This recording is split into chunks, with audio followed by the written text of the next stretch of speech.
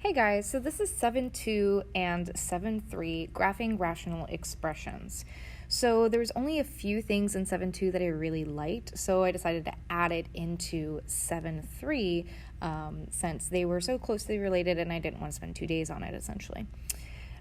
This section really focuses on the inverse variation that we talked about in 7-1. And specifically, they are using and calling this a hyperbola. So let's fill that in. It's going to be a hyperbola. All right, now, as you remember, the picture of an inverse variation looks something like this, and we can sort of see that it gets really, really, really close to our y-axis and to our x-axis, but it doesn't actually touch those specific spots. And so we would say that these are types of asymptotes. Now, an asymptote is an imaginary line that goes through a graph where a function can get really, really, really close to it but can't actually touch it. And so those things sort of help us define the domain and the range. Just in case you forgot, domain, and I'll write it off to the left-hand side, but the domain is all possible x values, right? And so if I'm looking at my picture here on the right, I can see that I have a lot of x values on the left-hand side and also on the right-hand side, but the one area that it doesn't seem to touch is the center, which is 0. And actually the same thing happens with my y-axis. I have a ton of y values in the positive case, and I also have a ton of y values in the negative case, but again, the one thing that is missing is the central piece, 0. So for the parent function, the domain and range are going to be all real numbers except for 0. I don't know what that was. Just in case you forgot, range is our y values. And in class, I annotate the domain and range like this, so I don't have to write this sentence a million times. I say that the domain is when we talk about x, such that x cannot be 0. And then for the range, now we're talking about y, and y cannot be 0 as well. So as I transform things, the domain for my x value asymptotes, those are going to change depending on my transformations that I have occurring to my function. So that was a lot of information that was not here, but we'll talk about it a little bit more in a second. For now, let's focus on graphing a function like this, right? So there's a couple of different ways that we did this in class. The first way was by creating an XY chart. So we create an XY chart, and I said to go ahead and just pick numbers that are easy to use. So in this case, I have g of x is equal to 4 over x. So if I create my XY chart, a number that's easy to plug in and give me a whole number would be like 4. If I plug that in, it's going to give me 1. I can also plug in a 2. That's going to give me a 2 because 4 divided by 2 is 2. And I can also plug in a 1, and that would be 4 divided by 1, which is 4. There are a couple other points that I can use. I can try to do like an 8 or a 10, but that's going to give me decimals, and I'm trying to avoid that right now, although you could do that and just do your best at, putting those decimals. But some other numbers that give me whole numbers are when I have negative values. So I can also, let's do another one. I can also plug in a negative 4 and a negative 2 and a negative 1. And that's going to be 4 divided by negative 4, which is negative 1, 4 divided by negative 2, which is negative 2, and 4 divided by negative 1, which is negative 4. So once I have my XY chart, the next thing that I want to do is I want to plot my points. So if I plot my points, I'm going to go ahead and put those points on the on my coordinate plane. It's going to be 1, 2, 3, 4, 1. This is 2, 2, and this is going to be 1, 2, 3, 4. And if I think about that picture that I sort of had from yesterday's lesson, as well as, the little bit of review I just did, I can see that my picture is going to look something like this. Now, I'm not going to do it for the rest of this video, but another thing that I said in class was that I would prefer for you guys to put the ordered pair next to your point. And this is just to make sure that if you accidentally miscount, I can still give you credit because you obviously knew what the order pair was supposed to be, but maybe you just accidentally put like your 2, 2 here, right? We just made a small mistake. So I try to give you as much partial credit as I possibly can, but that requires just a little bit of extra work on your part. And then finally, our other XY chart gave us a -4, 1, 1, 2, 3, 4, 1, -2, 2, and -1, 2, 3, 4. So again, I'm drawing this, and I'm writing my ordered pairs, -2, -2, and -4, -1. And see, on this one, I actually made a mistake right here. I put -4, -1, and I'm actually supposed to put -1, -4. See? All right, so this is my equation that I created. I can see that I still have asymptotes right here. This is going to be when y cannot be equal to 0. And I also have a horizontal one, and this is when x. Oh, I think I switched that. Hold on. It should be y does not equal 0. Making all sorts of mistakes. And this is x cannot equal 0. There we go. Much better. Okay. And it'll be a little bit easier to distinguish, is it going to be the x or the y depending on the transformations that we have. So let's go ahead and look at just one more example of graphing our function, and that's going to be example 1.1a on the left.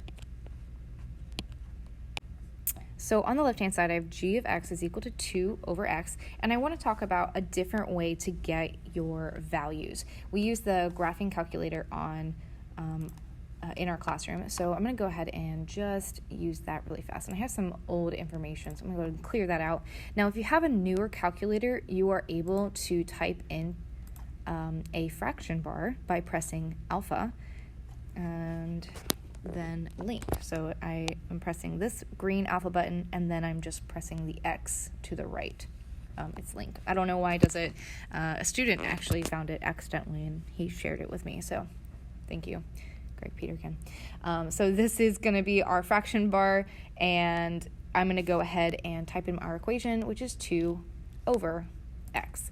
Now, I do want to talk about what if you have an older calculator. Well, if you have an older calculator, maybe you have a TI-81 or TI-83 or even some TI-84s, depending on which version you have.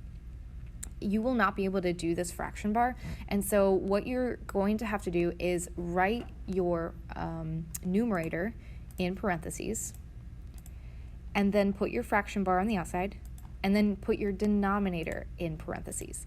Now, technically, I didn't have to do it for this one because these are two monomials in the numerator and the denominator. This is one thing, this is one thing. But maybe this was like an x plus 1. That would be a binomial, and that would require us to have parentheses around it. But just to make sure that we know what we're doing, because I'm not really sure which version you have, we're just going to go ahead and add the parentheses just in case. So once we're done, and I'm actually going to graph it as well, we're going to go ahead and press graph. So you can sort of see they're on top of each other. One of them is a dotted line, so it looks like it's sort of, like sputtering out like up here, but it is what it is. And I can see this is the picture, which is great, but the picture doesn't really give me my values that I'm looking for. So instead of doing that XY chart by hand, what I can do is I can press second right here, and then I'm going to press graph. It brings me to the table. So when I do this, remember I have the same equation for my first function and my second function. And if you think about it, negative 2/3 is the same thing as negative 0.66666, obviously. So we can see that how we type it into our calculator determines how we get answers back. So my first one, I made it a fraction, and so it gave me an answer as a fraction. And then the other one, I wrote it without using the fraction. I wrote it as division, and so it gave me a decimal. So how you write it is going to determine how they give you information back. But what I want to do is I want to actually look at just the whole numbers. I only want to resort to the decimals if I don't have any whole numbers. But if I have these, I might as well just use them. So this is an order pair, negative 1, 1, negative 2, 2, 2, 2, and 1, 1. So I'm going to go ahead and go back to my paper, and I am going to plot those points. So I have my 1, 2, oops, wrong thing. 1, 2, which is here, and I'm going to go ahead and write that. And then I also have 2, 1.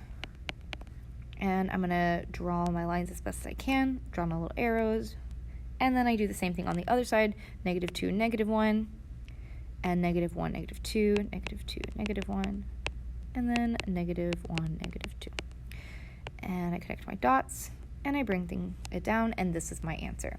So I want to talk about something before we do the letter A on the right, and that is what is happening, what transformations are essentially happening here, because I don't want to add too many things all at the same time. I just want to focus bit by bit. So let's look at Desmos really fast. So on Desmos, I have created an equation. It's y is equal to, which is the same thing as g of x, but I have y is equal to, and then a over x. And the a just represents any number, and I added a slider here, and right now it's 2. So this is the same equation that we had over on our paper. Yeah, example 1.1a. So what I'm going to do is I'm going to take my slider and I'm going to increase it. This is like a vertical stretch, and I want you to watch what's happening to our function. As we are stretching it, it's actually being pulled further and further away from our origin. So then if we were to go back towards it, right, it started at 2, right, and I said in previous sections a vertical shrink is going to be when it is between 0 and 1. So this is 1, but then as soon as I get to the vertical shrink portion, well, now it's getting pulled closer and closer to 0 until obviously it becomes a line, but here we have this. So I just wanted to show you that and just give you an idea of what things should look like. The larger your number is in the numerator, the more further away it's going to be from your origin. And then the smaller that number is, the closer it's going to be to the origin. The example A on the right says -6 over x, and I'm referring to this example here on the right. So if I go to my Desmos, and this is what I strongly recommend if you do not have a graphing calculator at home, I'm going to go ahead and just make my a value equal -6. I can see that something has happened. I have had a reflection occur.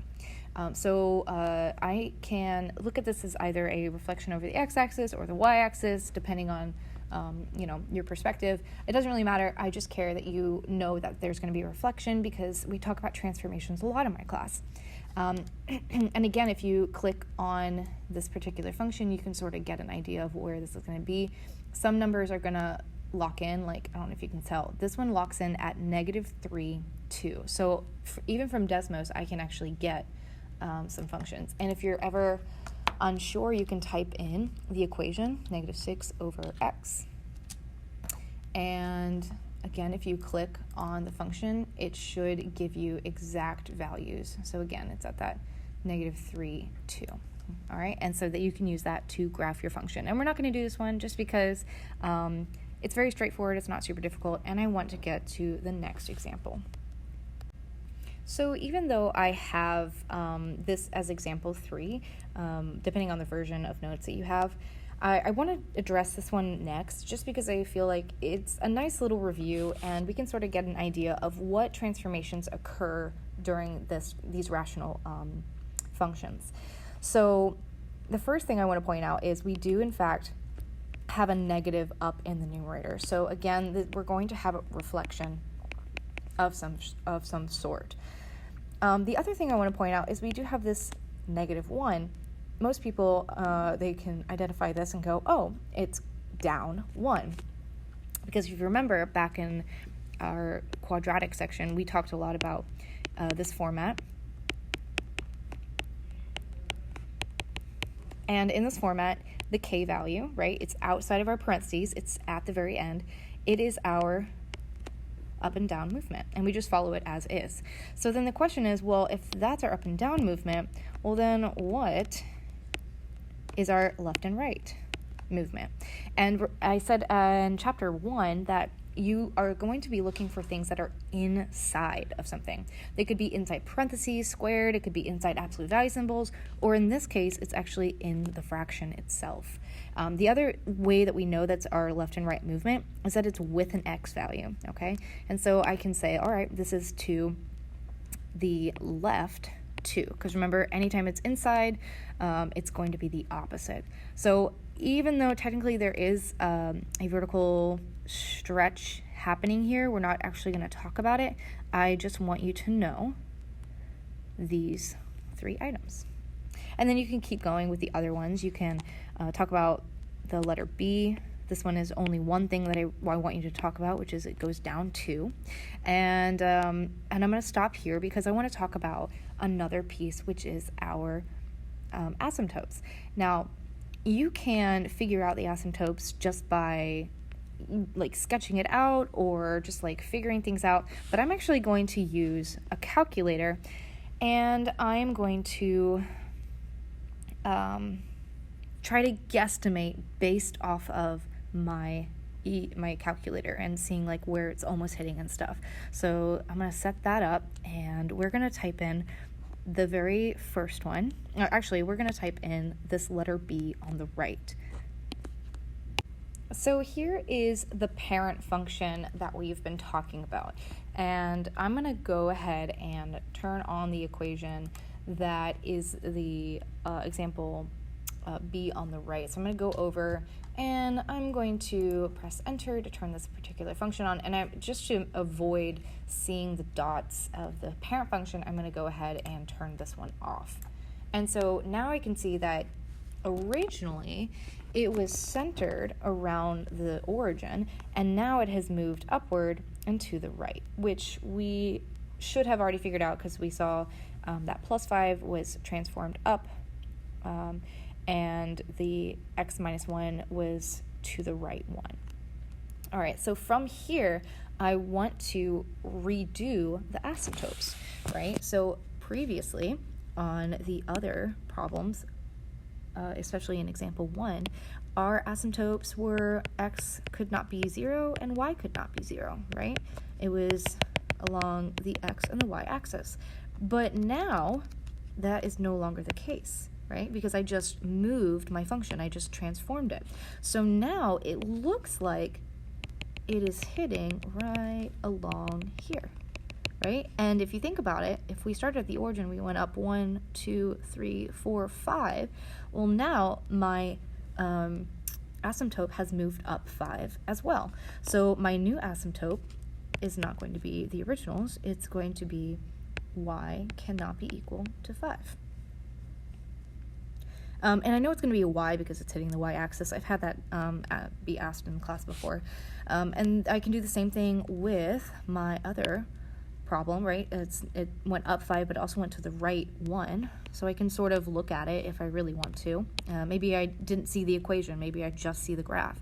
Well, I can see that it's getting really, really, really close to this one, but it's not actually hitting it. We're just hanging out right next to each other as it gets closer and closer and closer. And so this is going to be x cannot be equal to 1. And remember, this dotted line is our asymptote. It is representing an imaginary line that a function can get really, really close to, but it can't actually touch.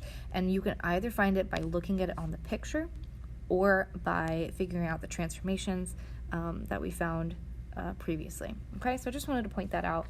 So now let's focus on the major part of this section, which is finding the key features of a function. All right, so on your paper you should have something that says key ideas, and this is going to be the key features. And they give you a lot of information inside of this, but I'm going to go ahead and summarize this off to the left-hand side. I am going to read these 3 key features to sort of help us so you can sort of understand where I'm getting this information. So number 1 says that the x-intercepts, and I'm going to go ahead and write that, x-intercepts, the x-intercepts of the graph of f, whatever your function is essentially, are the real solutions. Real solutions mean I cannot have the imaginary number, so I can just, if I get it, like I can just say, you know, a real solution does not exist. So I'm looking for solutions of p of x when it equals 0. Now, the question is, where does this p of x come from? It comes from the numerator of my function. So essentially, they're saying if you want to find your x-intercepts, you need to set the numerator to 0. That's what they're saying. You need to set the numerator to 0. And again, you want to find those real solutions. Now, I do want to add something because this happened in one of my classes. This might mean you need to factor. All right, if you have a trinomial, you're going to have to x factor. So please make sure that you're prepared for that, because a lot of kids are like, I thought it was just going to work out into a one-step equation, and I didn't know I had to work. Well, yeah, you're going to have to work sometimes. So the next one is number 2, and this one says the graph of f has a vertical asymptote. So I'm going to go ahead and write that, vertical, and that's a lot of times to write the word asymptote, so I'm just going to put ASY. Of each real solution, so once again, cannot have I, of q of x. All right, and again, I see q of x in my fraction, and it's my denominator. So they're saying you're going to set your denominator to 0. All right, and again, sometimes you're going to have to factor here, so make sure you are, up to date on that. The last one is number 3, and this one is our horizontal asymptotes. Okay, so remember, vertical asymptote is when it goes up or down, so I'll put a little up or down, and a horizontal asymptote is when it goes left or right. All right, so this one says the graph of the function has at most one horizontal asymptote. So there can only be one, all right, if there is one. So there could be 0 or there could be 1. And then it says, which is determined by the degrees. So for this one, I need to look at the degrees. So I'm going to look at the degrees and look at the degrees. And there's this whole graph down here. And again, we're just going to summarize it. And I'm going to add some examples. And I also moved it over here so that I could work with it a little bit better. So I'm going to summarize this. The first one is you're sort of following the format of ax to the m power over bx to the n power, okay? And the a just represents our leading coefficient, and the b represents our leading coefficient for the denominator.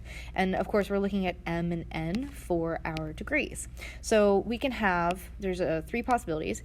We could either have that m is greater than n, right? So an example of that would be something like x squared is over x. Obviously, x squared is a higher degree than x.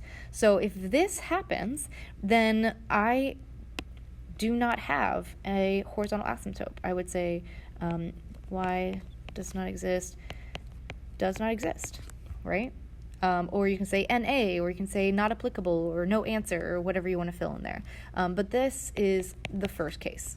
Well, we could also have when the numerator's degree is less than. Okay, so again, here's an example. We could have x squared over x to the 3rd power. If this happens, then your horizontal asymptote is always 0. Okay, and then our last one is, well, what if the two are equal to each other? So an example of that would be x squared over x squared. And actually, I'm going to add some leading coefficients for this one, because for this one, if your degrees are the same, then your y, or horizontal asymptote, is going to be your leading coefficients over each other, like a fraction. So in this particular case of this function, my horizontal asymptote would be 2/3, okay? So let's look at an example, and I love this example. It has so many different things and great concepts for us to look at, and it should be, for you guys, on the right-hand side, and it should be either example 2.2 or 3.2, one of the two, but it's on the right-hand side. Let's take a look.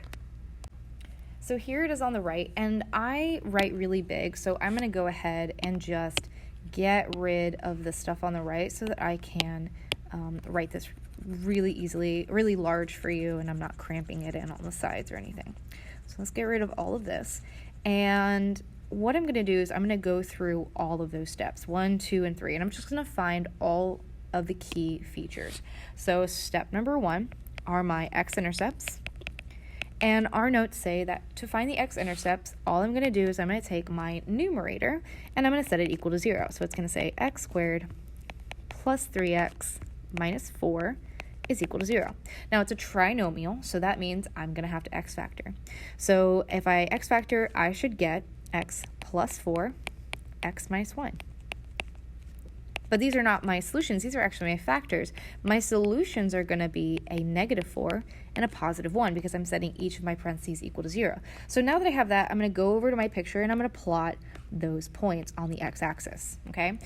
I know somehow, some way, I'm going to have some points going through that. All right, so now I go to step 2.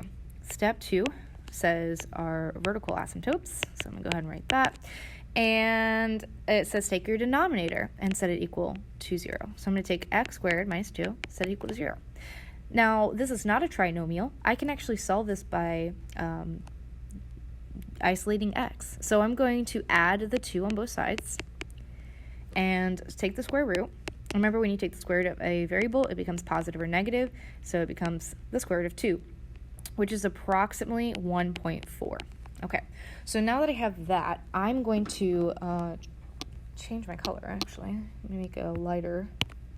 Okay, and I'm going to put an imaginary dotted line along the x-axis, right, because it's going to be vertical, it's going to be up or down, at 1.4, positive and negative. All right, so that's going to be somewhere here-ish, and I'm going to do the same thing on the other side. I'm just going to add all this, and perfect. Okay, so I have my asymptotes, or my vertical asymptotes at least, and now I go to step 3, which is I need to compare the degrees. So if I compare the degrees, I'm going to take a moment. It's going to be squared over squared. Okay, they're the same according to my notes. If they're the same, then I take my leading coefficients. So I'm going to say horizontal asymptotes. M is equal to n. So my horizontal asymptote will be y does not equal my leading coefficient of the numerator over the denominator, right? Understood 1, understood 1. So this is going to equal 1. So I should have a horizontal asymptote here at the 1. Okay, now I have found all my key features. The thing is, unless we do like a ton of XY functions, it's really hard to see this. So instead of me, XY charts, instead of me doing it by hand, I'm going to just use my calculator. So let's look at that. All right, so this is what it looks like, and it's a little crazy, but I can sort of see a couple of things. I can see that I have a vertical asymptote here at the negative 1.4 and at the positive 1.4. I can also see that I also have a horizontal asymptote on this end and this end, except for the middle, and this is related to calculus. There's certain things that we're able to remove, and I think they call it removability. It's been a while though, so that may not be the word, but either way, we can just say that on the ends I see the horizontal asymptote, and in the middle it is just trying to be continuous. So I'm going to look at the table to try to see some major points. That's going to help me draw this picture. So within negative 1.4 and positive 1.4, that's going to be that middle center, or that center portion, I should say. I can see I have a point at negative 1, 6, 0, 2, and 1, 0. So I can sort of get an idea and plot those points and get at least some key points and then draw my picture. And I can also try to do the same thing beyond that. It might be a little hard. I see one at negative 4, 0. So I can sort of draw these points and try my best to match this. So let me do that right now. Okay, so from my table, I was able to find some more points. I already had the negative 4, 0 because of the x-intercept, but from that I also got the point negative 2, negative 3, which is right here. In the center, I found the point -1, +6, so I can go ahead and put that point right here. And I also got the point 0.2, so I'm going to go ahead and add that. And on the right-hand side, I was able to get a +2 and a +3, as well as a 3, 2. So if I look back really quickly at I'm just going to get rid of that. If I look back at this picture, I can sort of see these points that I have described, and now I'm going to try to match my picture on my graph to what is on my calculator. So I'm just going to connect the dots as best as I can and not cross any of the asymptotes that I have added. And this part is really just guesswork. You are solving most of this algebraically, but you are using technology to be as accurate as possible. I would never require you to draw the entire picture without a calculator. That's not this type of class. And so I have created the picture, I have graphed it, and I found the key features algebraically. Okay, so I'm going to do one more, and then that's it. All right, so here we are on, it could be example 2 or 3, depending on the version you have, but it's going to be the letter B on the left-hand side. And again, I'm going to just erase this as best as I can so I have some room to work with. But I am actually going to talk about this problem in 1 minute after I'm done doing letter B on the left, because there is one thing I want to just point out before you start your homework. So on letter B on the left, I'm going to go ahead and start with my x-intercepts. So that requires me to set my numerator to 0. So I would divide by 2 and then take the square root. Now technically this gives me a positive and negative 0, which is not possible. So this is actually multiplicity of 0. And we talked about this a little bit in class. If you have multiplicity on a number, think about a normal quadratic functions. It crosses our x-axis 2 times, but every once in a while it only touches it 1 time. So the question is, well, if you have to have, according to the fundamental theorem of algebra, if you have to have 2 solutions, well then what happened, right? I'm missing 1, it's only hitting it once. Well, again, we have multiplicity because we have technically 2 directions occurring at 1 point, and that's where that multiplicity comes from. So we're probably going to have a parabola at 0, but I don't know if it's going to be positive or negative just yet. So I'm going to go ahead and just, maybe not. I will go ahead and erase this. There we go. That's how you do that. And now I'm ready for my next part. Number 2, I'm finding my vertical asymptotes, which is when I set the denominator equal to 0. So it's going to say x squared minus 9 is equal to 0. Add the 9 on both sides. Take the square root. Remember, you have a positive and negative case because we're taking the square root of a variable. And so I'm going to have some dotted lines to represent my boundaries over the positive 3 and the negative 3. All right, and now finally for the last one, I'm going to my horizontal asymptotes. I need to compare my degrees once again to x squared over x squared, right? I only care about those first terms. I have my m and n are equivalent to each other, and therefore does not equal. This is going to be y is not equal to 2 over 1, which is basically 2. Except it won't let me write it. Okay, there we go. 2 over 1, which is 2. All right, so I'm going to add one more horizontal asymptote right there. Okay, so now it's time for me to look at what this is on the graph. Okay, so this is what the picture looks like, and I can see that I do have some points. I have that multiplicity at 0, and this time my parabola is facing downward. So I'm going to go to my table and find some key points to sort of help myself out. Obviously, I have an asymptote at -3, so if I look beyond that, I can sort of see some other numbers. Now, I will say it is a little challenging to find fractions on your calculator when you entered in this format. So I recommend that you just write the same function again. So it's a monomial. I can just write it as is. So I'm just going to put that in. But if it's a binomial, which is what I have in the denominator, I need to put parentheses around it. So I'm going to say x squared minus 9 and parentheses. And again, how you enter in the equation is going to be how it is outputted. So even though these mean the same thing, in my third column, I'm going to end up having decimals, which is great because I don't have to think about it too much. And I'm just going to pick just one nice one, or a couple of nice ones. So if this represents, let me use my arrow, hold on. If the -3 represents my asymptote, this is that first section I'm in. And I'm just going to write down a couple of them. I'm going to be like, all right, this is -5 and 3, and this is like -6 and 2.7, right? So I'm going to jot those down, as well as, let's keep going. This is going to be my middle section. I know I have a point at 0, 0. I knew that one.